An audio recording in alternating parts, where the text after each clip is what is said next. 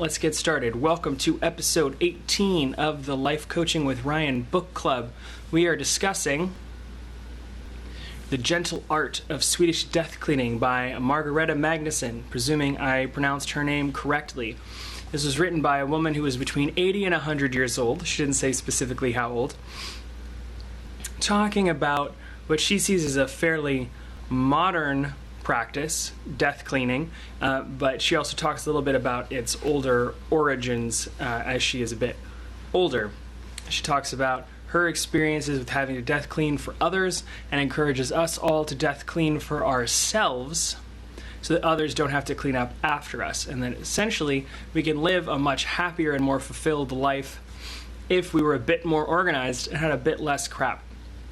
In fact, she has a great quote in here about it's time to trim some of that abundance. That essentially, in contemporary society, we tend to have way more stuff than we could possibly need, even in hard times. This stuff is just really clutter, and we need to get rid of it. It just so happens that October is also the month that in Brooke Castillo's Self-Coaching Scholars program, it is Get Your Life Together, and one of the ways to get your life together is to clean your space, and she actually walks people through cleaning their office, cleaning their closet, cleaning their kitchen, etc., etc., etc. So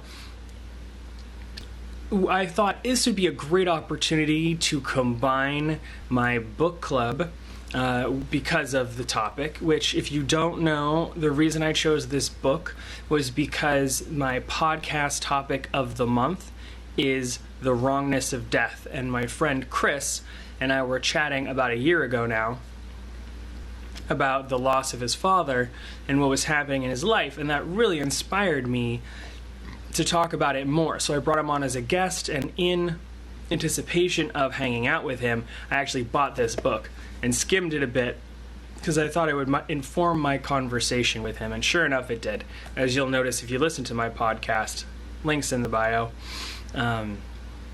If you're on my YouTube channel, sorry, it's on my channel. So I am planning on applying advice from this book. I also thought it's fun that Jordan Peterson always talks about cleaning your room. So I'm going to have this little cross section here of Jordan Peterson's Clean Your Room for a Better Life and Orderliness and Mental Orderliness, and Brooke Castillo's Clean Your Space and Get Rid of Excess in order to be clear on what you need, and the death cleaning, because really having an unorganized space is not really genuinely beneficial to anyone.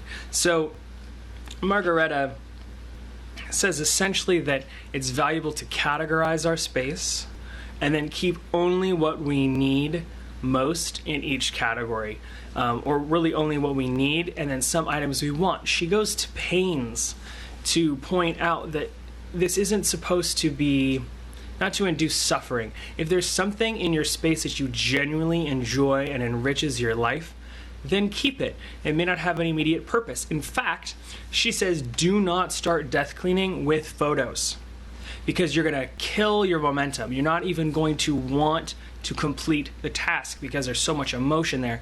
You should start with something you don't really care about. So I'm going to release a series of videos on my story time topic on YouTube. Go check out my YouTube channel about my journey cleaning my space. And I personally am going to start with my file drawers, which do have memories in it that I will try my best not to look at and get sucked in. And I'm going to start instead with like manuals from my teacher education program, or books from my substitute teaching days that I don't need anymore, so I can donate them, for example, to the library. Which is another thing Brooke Castillo points out, is if you can give to hospice, give to hospice. It's a great cause.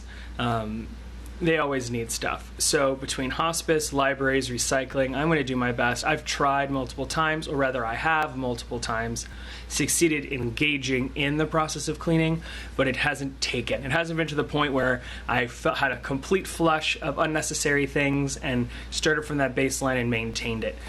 So I'll be releasing some videos about real soon. of my process. Last takeaways I would say I read pages 1 through 21, and I'm going to be reading through page 40 something for the next chat. She says it's no fun playing hide the key if you're hiding the key from yourself.